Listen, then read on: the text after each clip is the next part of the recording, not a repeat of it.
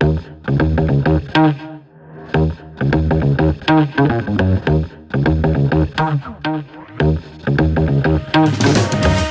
to the Upshot, multi-world disc golf podcast about the latest in the disc golf world. I'm the editor, Charlie Eisenhood. Joining me is Josh Mansfield. Josh, how are you? Charlie, when you started that intro, I thought to myself, man, Charlie just sounds so sad. And then I remembered. Yeah. Here's the thing. The 49ers, it's one thing if you go into the game and you just get, your doors blown off and you're down 20-0 at halftime and you're like, it was a good season. Nice job, everybody. We did a lot with after like a slow start.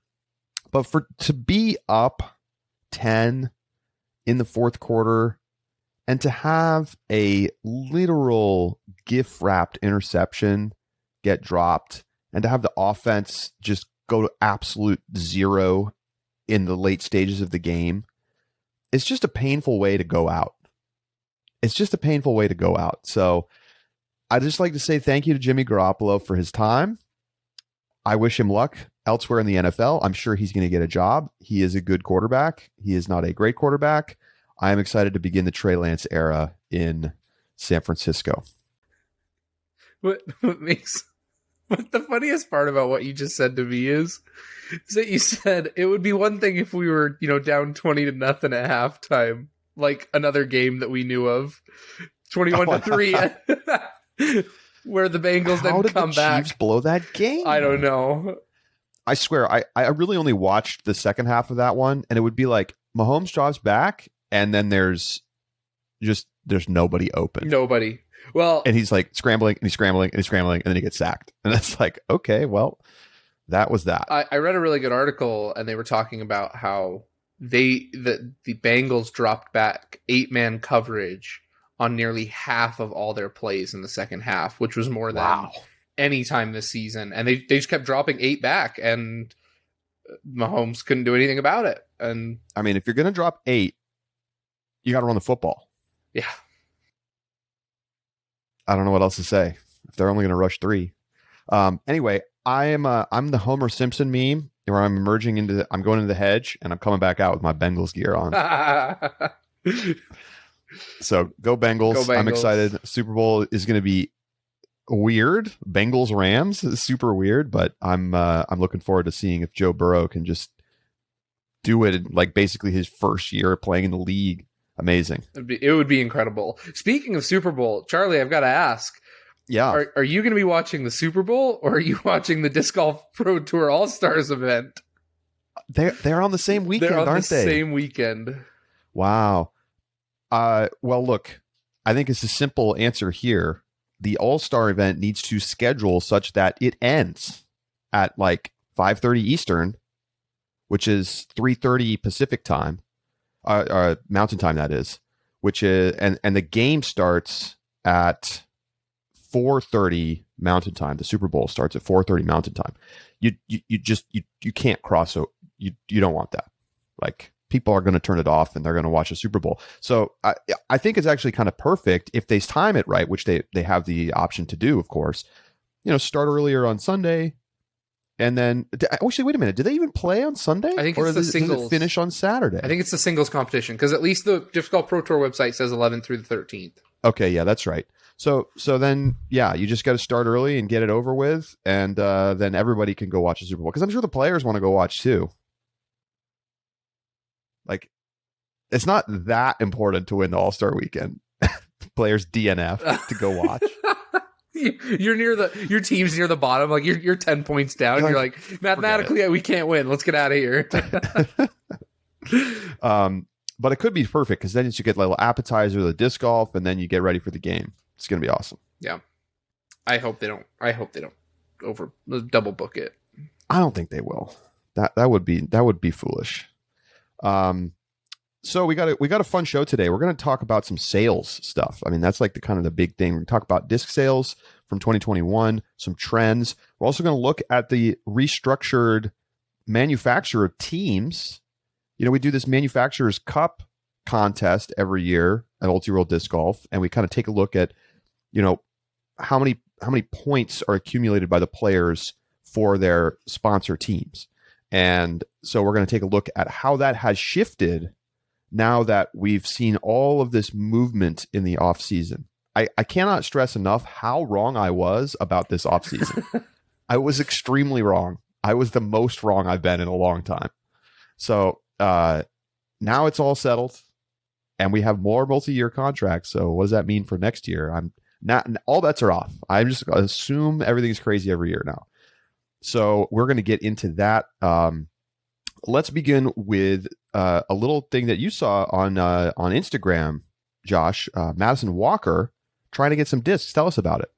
Yeah, so Madison Walker recently signed with Team MVP, comes onto Facebook and says that she is looking for especially lightweight discs, and that she's got a Google sheet up with just a list of discs that she's hoping to try, or ones that she knows that she enjoys throwing, and with specific weight ranges that she's looking to get. And then MVP shares this post saying, you know, we're trying to get what we can for her, but we'd love your guys' help and support. So basically just asking MVP fans to come to the rescue of Madison Walker so that she can have a complete bag to throw this season. I will say this is, I think, the most high profile example of it, because MVP came out and, you know, kind of shared it. But you also have the case, Chris Dickerson was looking for Challenger OSs on Facebook.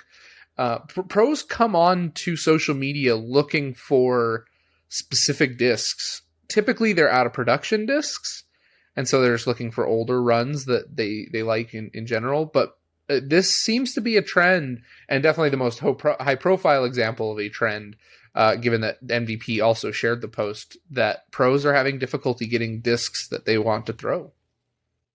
Yeah, you know, it's one thing if players are looking for like ultra rare discs or stuff that's out of production, and they just like have a particular thing that they really like to throw. And, you know, I'm sure pros are willing to pay or trade a bunch of discs for, you know, the one that they're looking for.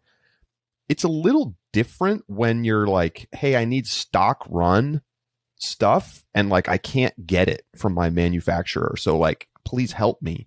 I feel like that's kind of a weird look for MVP, to be honest with you. And look, I understand it's difficult. You can't just stop production to like make a bunch of specific mold discs in specific weights. Like it just doesn't really work that way.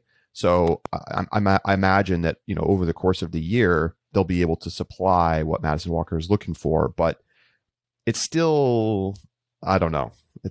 I feel like people probably aren't going to take too kindly to that, like MVP, like asking people to like give their discs to somebody else. I don't know. It's a weird thing. And what's odd about it, there's 5 or 6 discs where her weight range or weight criteria is less than 172 grams. So not anything outrageous. Right. It's not like we're looking for, you know, 140 unicorn. grams. Right. Yeah. It's a weird. Social media has not been kind to MVP. I can understand that. I mean, I also understand from the manufacturing side that it's, you know, they probably already have months of planned runs, and you can't just stop the machines and like go and make these specific molds. So I don't know. You also need to think about that when you make a big sponsorship signing late in the off season. And I don't know, they probably just shouldn't have shared the post. Yeah. Just like try to behind the scenes do what they can to help. Anyway, I hope Madison can get the disc that she wants. Go check it out. Madison, I think Madison's an amazing player. I think she's an amazing figure in our community. If you've got MVP discs laying around you're not throwing, go look at her page. See if you got what she needs. So this segues us over into talking about disc sales from 2021. So shout out to Infinite Discs, the sport's largest retail shop based out of Utah. If you haven't already, go listen to our retailer roundtable where Infinite is represented, and you know, I thought was very open about all of the, you know, the business side of retail sales. But of course, they have a blog where they kind of document, without specific numbers, relative sales from various manufacturers and various discs. So they've released the data for 2021 earlier this month, and we can take a look at the top selling discs. Now, specifically, of course, from Infinite Discs. This is not representative of the entire sales in the entire market. Obviously, there are massive, distribution deals through Dick's Sporting Goods and other box stores. You have all the Play It Again sports stuff. You have all of the other retailers and all of the online sales and everything else. So this is just a snapshot from one specific large retail company. It's probably representative of general trends. Infinite tends to be able to get discs because they are such a heavyweight, the 800-pound gorilla. So let's take a look first at the top selling brands from 2021. If you're watching on YouTube, we're going to put up the graphic here so you can take a look at it. And if you're listening to the podcast, we'll describe it here. So Innova, by what looks like about 30%, was easily the biggest seller on Infinite Discs in 2021. And Discraft number 2, I'm estimating about 30% less than Innova. Then Infinite Discs' own house brand discs, which are manufactured by Innova, came in maybe 20 to 30% lower than Discraft. Then a big drop off down to MVP, Axiom, and Streamline. And then another big drop down to Dynamic Discs. And then you start to kind of get bunched up with the next, in this order, Prodigy, Discmania, Gateway, Latitude 64, Thought Space, Athletics. So what do you make of this, Josh? So when you look at their disc-specific numbers, which we will get to. Yeah, which we will get to. What's important, and you look at out of Innova, the first thing I think is really important. In a COVID year, it has to be based on availability. If the discs are being manufactured, which is why I think Discmania, a very popular brand, is probably underrepresented of how much in demand their discs were, because it was just so hard to get Discmania discs due to their transitioning to producing their own and the hiatus from the production of really any originals line, etc. So the first part I think is that COVID really affects these numbers.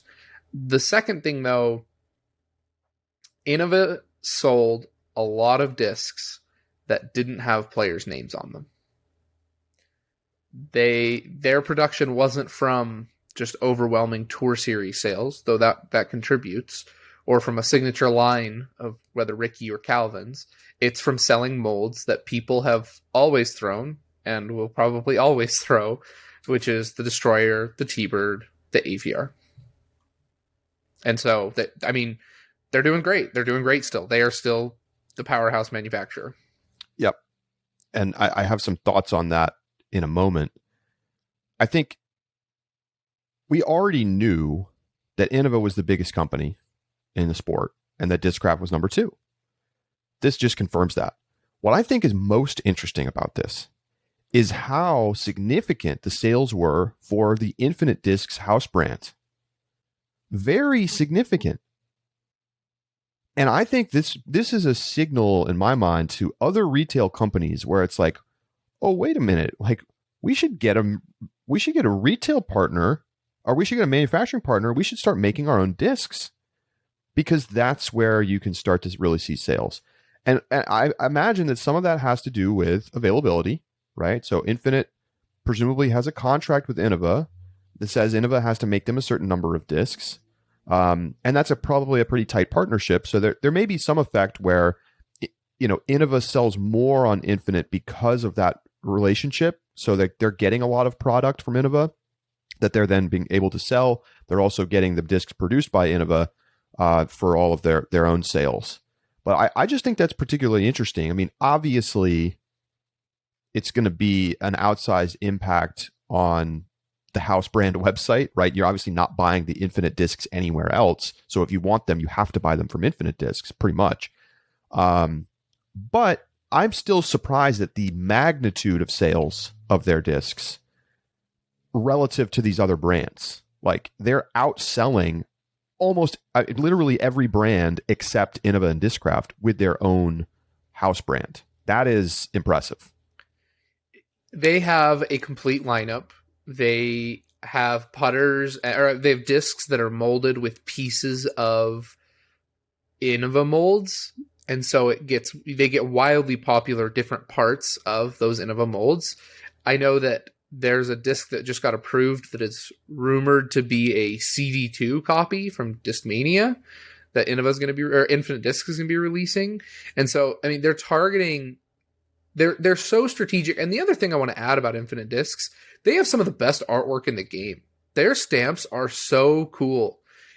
I just think Infinite Discs has done an excellent job at capturing a very particular group and creating a disc lineup that is it's very easy to create a cult following around Infinite discs, and their availability definitely helps that. It's definitely an impressive feat. I don't think it's something though that is as replicable, because like you mentioned, other retailers should look into this, but I mean, OTB talked about the fact that they were afraid of losing their sponsored players' ability to purchase discs wholesale if they develop their own lineup. Derek Fell with Birdie talked about difficulties that have arisen when they produced their mold, the Marvel, which is now released. And so I think the point is that you have to be the 800-pound gorilla to do it. But once you are, you can make a lot of money by producing your own discs. Yeah, it's the risk, and they talked about it in the retailer roundtable, and you're referencing. If you sign some kind of manufacturing deal with a partner as a retailer, and then you start putting that disc in your store, maybe other manufacturers say, well, forget it. We're not going to supply you anymore. We're just not going to give you discs. And it's a lot easier for a manufacturer to do that if you're not a big, heavy-duty retailer that's moving a lot of discs. Infinite can get away with it because they're massive. And like you wouldn't want to lose that sales channel from the number one retail spot and the kind of amounts of plastic that they're moving. So very interesting. Let's take a look now at the top selling discs specifically. And again, we'll put it up on the screen here if you're watching on YouTube. Number one, can you guess it, Josh? I've already looked at it. I don't know what I would have guessed otherwise. It would have been an easy guess, though. Yeah. Destroyer is number one. Maybe, only about 10 to 15% higher sales than number two, which was the Zone. That one surprised me a little bit. Sure. I would have expected Buzz to be coming out of Discraft over. Buzz is up there, but Wraith is third, just behind the Zone. Then a little bit of a drop off to the Buzz. Then another drop off to the Alpaca. That's one of the Infinite Discs brand discs. Then the Emperor. Then the Wizard, the Pharaoh, the Firebird, the AVR, Mako 3, T-Bird. So is that 10, 2, 4, 6, 8, 10. AVR is in 10th spot. So then Mako 3 and T-Bird in 11 and 12. And of course goes down from there. I think the first thing is a lot of representation for Innova in the top 10, both from their own molds and for the stuff that they're molding for Infinite. Right. I mean, you can say that they are Infinite molds, but Innova still makes a cut of that. So, what, they're three? So, yeah, seven of the top 10 go to Innova. And if you go down top 20, I think that Envy and Judge are the only two in the top 20 that don't also belong to Innova or Infinite. Or Discraft. Did I miss a Discraft? Well, the Zone and the Buzz. I meant, sorry, 10 in the 11 to 20. From 11 to 20? Yeah, from 11 to 20, you only add two more. So what, four molds? Four molds in the top 20 that don't in some way make Innova money. That's wild. That's wild. But I think what's interesting about this, and it's easy to forget this sometimes. People are like, oh, Innova loses Ricky. It's a disaster. Oh my God. They're going to sell the Destroyer. It doesn't matter who is on the Destroyer or whatever. Like, why even pay a royalty to somebody for the Destroyer? Like, you're gonna sell it. That's the thing that I think gets lost sometimes in the talking about the sponsorship stuff. The goal of the sponsorship stuff is to sell the product.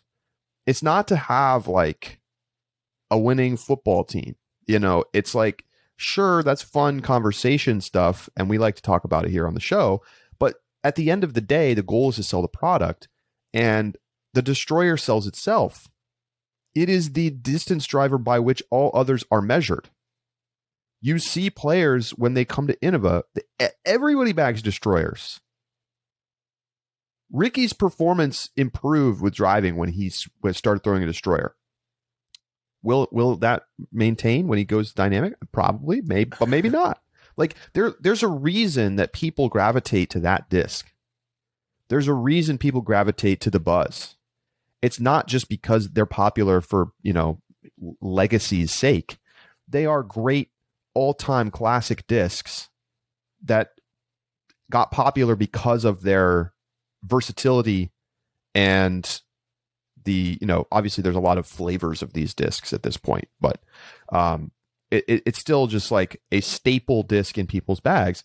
And I think it's easy to forget how important that is. It's also a good reason to note that Chris Dickerson's about to get paid, baby. He's got his name on the Buzz now. Like, that disc moves crazy, crazy numbers. And so now he's going to get a big chunk of that. That's it's pretty nice to be able to walk in and get that. Something else to go with the destroyer. I know Innova gets a lot of flack for having inconsistencies in their runs, where you could have a destroyer that turns over and never comes back, and then another destroyer that you flies like a tilt. But I think people actually really like that, especially the pros, because you'll see a pro who's got 7 destroyers in their bag, and they're like, oh, yes, this one is my roller destroyer. And then this one is my 50-mile-an-hour headwind hurricane destroyer.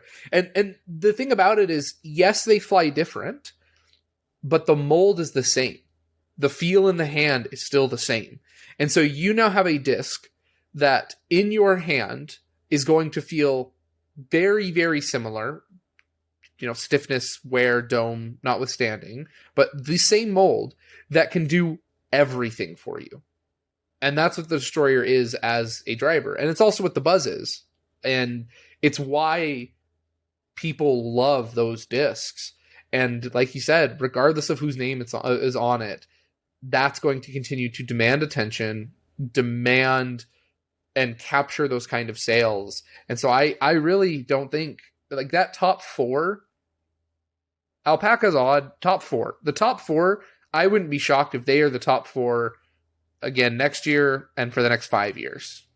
Wouldn't be shocked even a little bit. Yeah. I mean, at the end of the day, it's like, I feel like the Zone's popularity has increased probably because of the like mind share that Discraft has, and like Paul, and so I think that disc has moved up in popularity, but it's also generally considered the best option in that slot for a lot of people. I think other notable things, look at the Firebird. How much of that is Sexton Firebirds? Wow, that is so many discs to be selling that are essentially signatures. Obviously you can get other Firebirds, but I would imagine that the vast majority of the sales there is Sexton Firebirds. So that is impressive to me. Mako 3, super popular. People love it, the straight disc. And here's another thing. The Pig is all the way down at like maybe 25. I think clearly there's like a delta there. Like, Ricky increased the sales of the Pig, but does this give you any pause that it's not more popular? Like, it's easy to imagine that, and again, remember, we're looking at the infinite disc snapshot here, not the total market snapshot. But, is the fact that the Pig is only that popular, like relative to the Zone, is that maybe a sign why Innova didn't want to fight harder to keep Ricky? Yes. It's 100%, I think, some data that backs up 100%. I think I understand what I just said. I think it very clearly demonstrates the Innova's business style. they don't need a pro to sell destroyers, T-birds, AVRs, Mako 3s, Leopards. I mean, they're discs that people have thrown for decades and are going to continue to throw. That are typically used as the standard bearer for the category. Mm-hmm. I think you're right when you say the zone, and you talked about the zone being the best in its slot. I thought to myself, oh, everyone compares overstable approach discs to the zone. But then after that, everyone compares the Firebird, the Destroyer. How does it fly relative to a Destroyer? That's the question that everyone asks. Oh yeah, this is a little flippier Destroyer. You're right. It is the baseline that we use. The Pig, I would imagine, I would be shocked if the Pig broke top 100 prior to Ricky. The fact that it made it up to 25 shows that Ricky is the one who made that popular. But I mean, it's such an odd disc. It's such a specific disc that you buy it for Ricky. You buy it because Ricky, and I'm sure there are the diehards that are going to say, no, I've thrown pigs forever, and that's fine.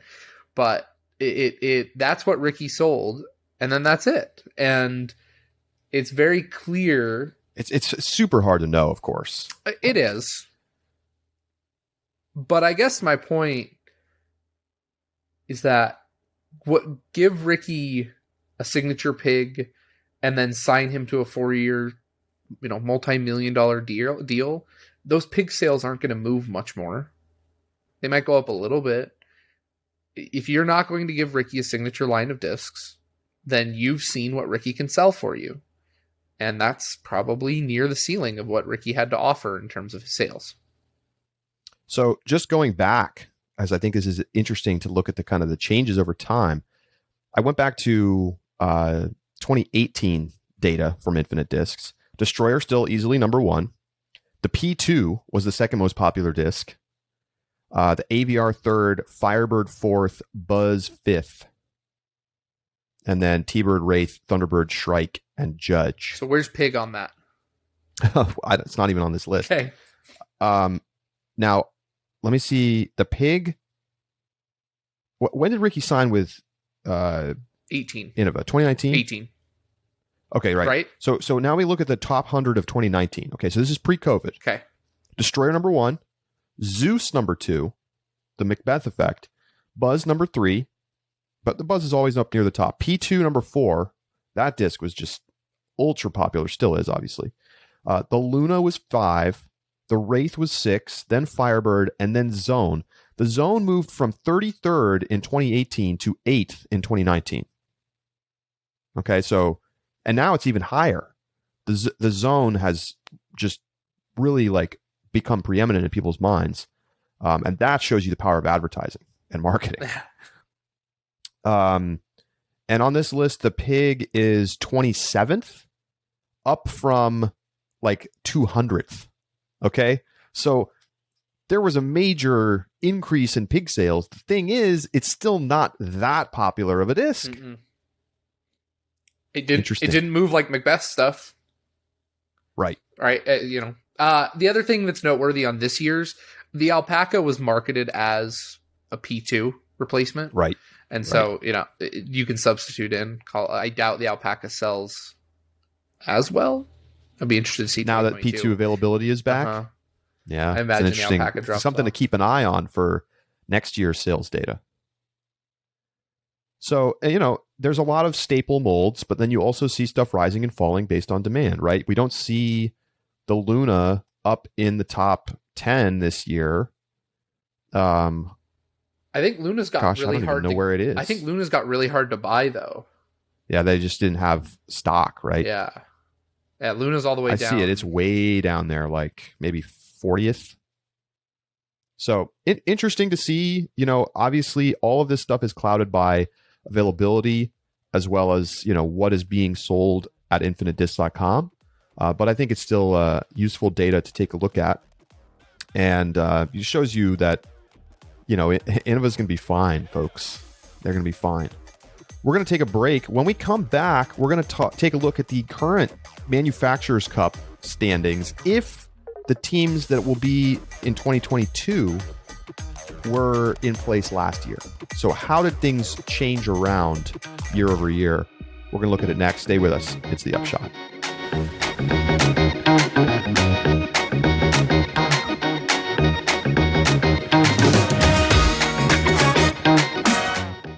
The Upshot is presented by Pound Disc Golf, makers of the best bags in the sport.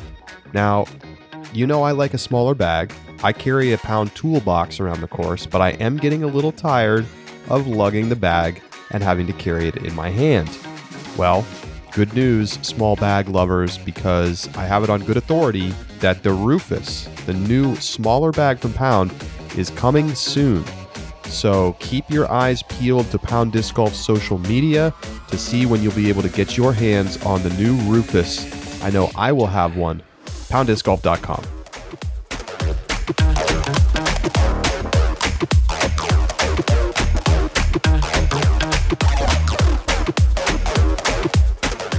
Welcome back to the Upshot.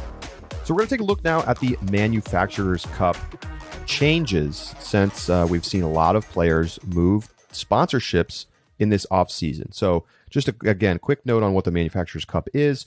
We assign points to players based on their finishes in events. Winners get 25 points. Second place finishers get 18. And then on down through the top 10. You can also earn a bonus point for the highest round rating of an event, and also for that, and that's it. So basically the hot round gets an extra point. So then we do that for all of the Elite Series events and majors during the season, tally up all the points, and then assign them to their manufacturing sponsors. So players representing various manufacturers. So let's take a quick look at what happened in 2021. In FPO in 2021, the top 5 were Discraft, Innova, Prodigy, MVP, and Latitude 64. Now, this is by sum total of points earned by the players for those various companies. You can also look at it in different ways, points per player as a metric, which, makes MVP look really good because it's basically Sarah Hokum. So, from that metric, that's a strong performance, but they're fourth on the list because it's really just Sarah Hokum. So that's FPO, Discraft, Innova, Prodigy, MVP, and Latitude 64. And then over in MPO, Innova in first place by a wide margin, 708 points to Discraft's 410. Then Discmania in third, Prodigy in fourth, and actually a mixed bag in fifth. Shout out to Drew Gibson. So that is your top 5 over in MPO. So, of course, the question becomes, how have things changed now that players have realigned for 2022? Well, we took a look. We tallied up the points. And so if the players represented their current new 2022 sponsors last year, here's what the standings would have been. In FPO, Innova would have taken first place over Discraft. Discraft in second. DGA moving up to third place from way down in the bottom. Dynamic Discs in fourth and MVP in fifth. So DGA and Dynamic making big upward moves, of course, with the Katrina Allen and Kona Panis signings. Obviously, Valerie Mondahano also going to Dynamic. Innova picking up Haley King and taking her away from Discraft. A big move on that front. Innova now, I think, Josh, it's fair to say, clearly has the strongest FPO team by a significant margin. I mean, and remember, these numbers are basically not including the Europeans outside of Kristen Tatar because they didn't play in the U.S. at all in 2021.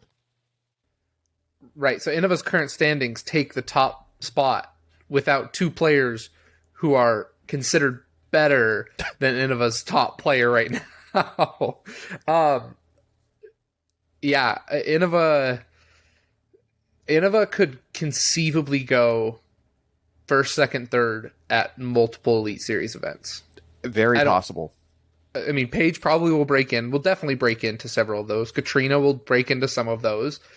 But I would not be shocked if we saw Innova podiums at several tournaments this season with some combination of the 3. Over-under. Bonus over-under on a Tuesday. 1.5 tournaments where it's top 3 Innova in FPO. I'll take the over. Okay. And I'm saying Elite Series, Write not it down. Silver Series. Write it down. Okay. Write it down. All right. We'll put it down. It's gonna be fun to see how this shakes out. So let me take a look at MPO. We've seen a swap at the top on that side too. Now Discraft has the pole position. They have 503 points. Innova drops off dramatically from over 700 down to 373 in second place. Dynamic Discs, charges up to the top into third place with the signing of Ricky Wysocki. Discmania in fourth, and then Prodigy in fifth. And that's despite losing Matty O. But Kevin Jones and et al. Holding it down for them. So a very good, off season for Discraft on this front, because of course they signed Chris Dickerson, and now are massively outrepresented amongst top 10 players with 3. That is, Innova goes down to 1. They only have 1 top 10 player now, Calvin Heimberg. And this is the leanest we've seen Innova up at the top in as long as I can remember, really. It feels odd that the largest manufacturer, who has represented Macbeth for years and then Ricky for years, and remember they signed Ricky like in the wake of Paul leaving. Mm-hmm. It was like, we got to go get Ricky, and they did. And now, I mean, Calvin could have a breakout season. Could he be that guy? You think he could be that guy? I do. I really do. And the problem is, the reason I hesitate is because I picked him like 4 times last season in our picks, and he did terrible every time. But I really do think Calvin has the potential to be that guy. He's got the skill set. He's young. He's gonna play. He's gonna continue to play well. I very much expect him to be able to be that guy. It's tricky though because Eagle is that guy. It's Eagle. So there's two things that I think are tricky. One, Eagle is that guy. But the second part is, and we've talked about this, do we think that there will be another Paul Macbeth who dominates the professional scene in the way that Macbeth has been able to do? No. No. Most people agree that that's not going to be possible, just given the level of talent that continues to emerge. I will say, I do think that Eagle is talented enough that if he puts it all together, he could dominate. Like, I don't know when that's going to happen, but I can imagine a season in which he wins like everything. Right? I don't know if he's going to sweep the majors, but like even Macbeth, I know Macbeth did it once, but that's just almost an impossibility, right? It's just too hard to be that good that for that many rounds over the course of an entire season. But I think Eagle has shown that he has the skill set to be the dominant guy, and just hasn't quite found the combination of like injury resilience, mental fortitude, and all facets of the game working together to truly dominate an entire season. You really want to see more from him at majors before you feel like that's going to be it's going to be his time. But man, does he have the tools. And here's something that's really important, though. You're talking about Eagle dominating single seasons. We've already quit having a conversation about multi-year dominance that Macbeth has displayed, or multi-year dominance that Ricky displayed during their primes. So yeah, Eagle could have a dominating season, but the question, will he? I agree with you. I don't think he'll be a Macbeth in terms of how dominant he's going to be in terms of relative to the scene, because it's becoming better. Given that that's the case, it's odd because while Calvin could also rise to that level, the success relative to when we compare it to Macbeth's will always be relatively less. He's never going to have the dominance of Macbeth. And so Innova will never have another Paul Macbeth. Most likely because no one will ever have another Paul Macbeth. Sure. And so it's really difficult, in my opinion, to try and quantify what does it mean for Calvin to be the brightest star Well, think about the moving forward. Yeah, I mean, well, here's the thing. I mean, Calvin is clearly recognizing that, like, I'm going to get paid next year. And he is spending time. It's very obvious that, like, he's working on the social media. Whether he has somebody posting for him or whatever the case may be, he's focusing on developing the social media. Smart. Okay, he's also entering a contract year. If you're going to bet on Calvin to have a great season, this would be the one. You have major motivation because regardless, like, Innova is going to be in a position where they're going to feel, I think, a lot of pressure, particularly if Calvin has a great year, to really back up the truck and pay the man.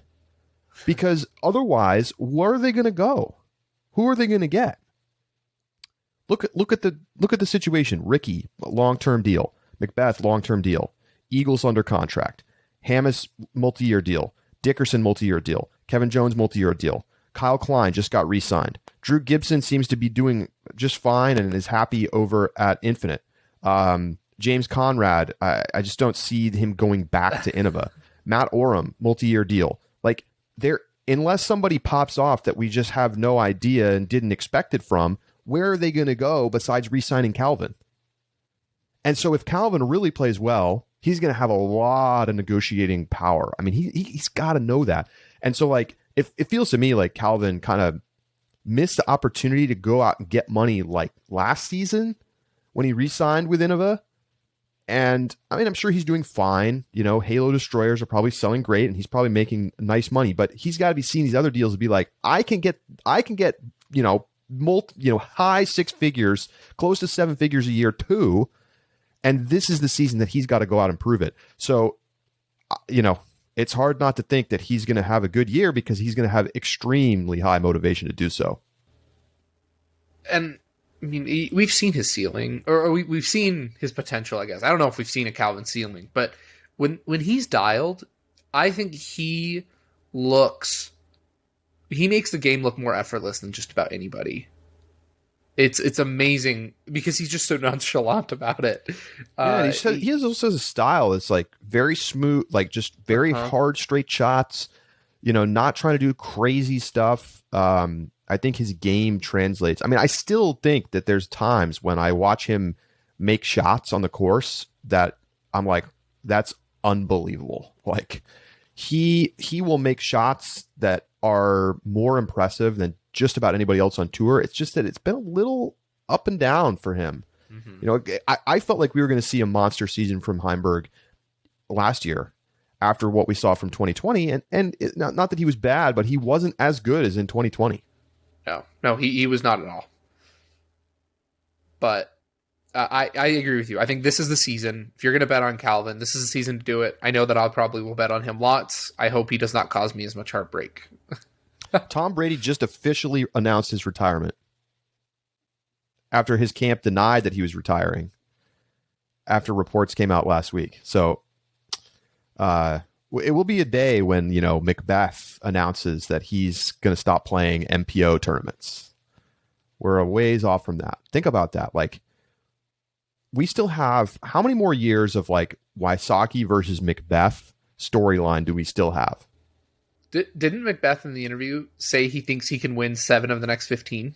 Yeah, he wants to win some absurd amount of world championships over the next decade. I mean, I think I clearly have at least 6 years of Macbeth Wysocki and maybe as much as 10 while they're still like seriously relevant. And like, it wouldn't be shocking to see Macbeth pull some kind of Tiger Woods thing where he like wins a major when he's in his 40s because he's just that good. So it's going to be fun. We got all this young talent coming up, but don't forget that the two horses of the last decade are still going to remain extremely relevant going forward for at least another 5 to 10 years. And I could absolutely see a course falling their way, just the right course, the right time. That it maybe where distance isn't the biggest deal because there's 16-year-olds who now throw 700 feet on the regular, and it's I think it's a very real possibility. The one thing I want to highlight real quick, Dynamic Discs slides up into third place. above Discmania, which means because Dynamic Disc only had 6 points last season. So stealing Gavin Rathbun, Mason Ford, and Ricky Wysocki were enough to outdo Eagle and Kyle Klein, and then I guess Simon. So, I mean, Discmania has long had an MPO team that I think is considered very strong. I'm interested to see how Simon plays this season, because it looks like there are other MPO teams that just have the depth to challenge Discmania, and they don't have just an overwhelmingly, their top three is the top three. I mean, I think part of it is the way this is scored and the dominance that Ricky Wysocki showed in 2021. I mean, he scored 255 points. The next closest was Macbeth with 215, and then Eagle was in third with 191. And a lot of that is just because every single week, Ricky was in the mix, in the top three, all the time. Yeah. So that's why it was a nice signing for Dynamic. So it'll be fun to see what this looks like this year. Do you have any predictions, like any teams that you feel like are going to move up or move down looking forward? I know I just kind of gave him a little bit of a hard time, but I think actually Discmania is going to move up. Eagle's still going to be a top player. I think Kyle's only going to get better. And I am holding out hope that Simon can play a little better this season and can be a little healthier. Well, yeah, I mean, just playing more will help on that front. It requires him staying healthy too, but I'm gonna put some hope in there. So I could see Discmania sliding back up into top even 2, with up there with Discraft or Dynamic. Yeah, it's gonna be fun to see. I mean, who's the most likely player? I mean, we're gonna do some 2022 preview talk coming up here very soon on the show as we head towards Las Vegas. But you got Ricky Paul, Eagle, Calvin, Hammis, Dickerson, Kevin Jones. That's your top 7 from last year. Who's the favorite to be number 1 heading out into, at the end of 2022? I think I put my money on Eagle right now, but it doesn't feel like it's obvious. The Heimberg contract year thing is for real. I think that he's probably going to have a really, really good season. I think it's anybody's game. It's interesting because I think you're right. I may stick Kyle Klein in there, but he's yeah. I mean, but definitely that top 7. Shake him in a bag and pull out a name, and that could be the top player of your 2022. Should be fun. What's the odds somebody from outside the top 10 finishes number 1 this year? Finish number 1? Yeah. So you got Orem, Marweed, Locastro, Freeman, Girthy, Queen, O'Reilly, Hannum. Is it even 0. possible? No, it's not. What if I give you 100 to 1 odds? I still probably would not waste my $1. Wow. I guess maybe $1 on Matty O, but I just don't think so. I think Kyle Klein is the most of an outsider for the top one, for the first spot. And don't forget, the Europeans are about to be back on tour. So we're going to see, Vano Makala in the mix, and we're going to see Nicholas Antilla and, Linus Carlson. There's a bunch of strong, not top. I don't know that it's fair to compare them right now to the big, the top 5 players, but they've been continuing to improve. Could they be in the mix for this at the end of the season? I'm so excited for the Europeans to get back. I cannot wait. It's going to be so good. A lot of players that people just don't even know are going to start showing up in top 10s. So looking forward to that. All right, that's going to do it for today's Upshot. Thank you so much for tuning in. We'll be back with you on Thursday. And of course, our interview series continues on Wednesdays. Like and subscribe on YouTube if you're not already over there. And we'd love to get your rating over on the podcast network of your choice as well. And hey, tell a friend. We're trying to grow this Upshot thing. Get in touch with us anytime, upshot@ultiworld.com. We'll talk to you on Thursday.